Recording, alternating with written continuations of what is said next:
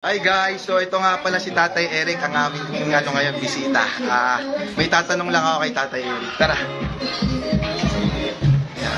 Hi Tatay Eric, kasi marami po sa aking mga nagtatanong, ano daw po bang sikreto ng isang Jerry Crabal? Sikreto? Opo. Sikreto saan?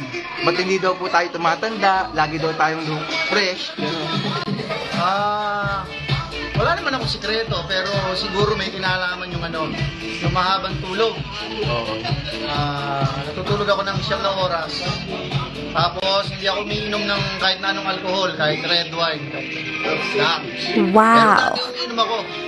Opo. Matagal na, mga 15 years na siguro. Tapos, lagi ka lang pagising mo sa umaga, umpisa mo masaya yung araw mo. Hanggang matapos ang gabi. Yun pala yung technique doon.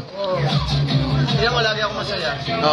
Sa totoo lang, ting makikita namin. Ay parang kang nababaliw, kailangan masaya ka lang. Nakita mo yung mga baliw? Yung looking? Totoo yun, Tay. Yan na, guys, alam nyo na. Yun ay galing sa aking Tatay Eric.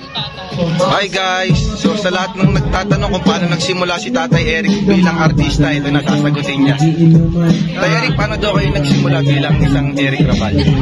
Wala mga recording na artista na kami kasi pangarap kong maging Francis Magalona noong 1990. Kaya lang hindi nangyari dahil inilda pa ako nung company namin kasi mukha daw akong action star daw. Hindi naman ako naniniwala. Kaya lang nung sinugalan nila ako, binigyan nila ako ng pelikulang True to Life Story, yung kalabang mortal ni Baby Ama. And the rest history. So guys, sa lahat ng mga nagtatanong, nasagot na kayo ni Tatay Eric. So yun lang. Thank you. So hi guys, yun, kakagising lang namin. So yun nga, pasensya na kayo kagabi sa live.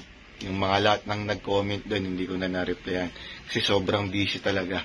So yung nga, yung mga katrabaho ko noon dati, yung mga naitanong ko na yung mga gusto niyang itanong noon na sikreto na isang Jerry Crabal, tapos kung paano siya nagsimula. So sana kontento na kayo sa sa kanyang sagot.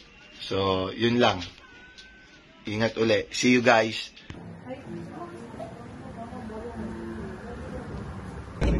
Ayun yung video.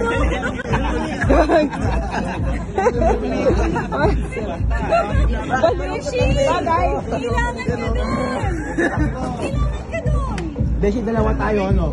You guys, okay? No. Oy, Beshi, dati ka din, ano? Ba't bumagal yung tuyo? May libeng.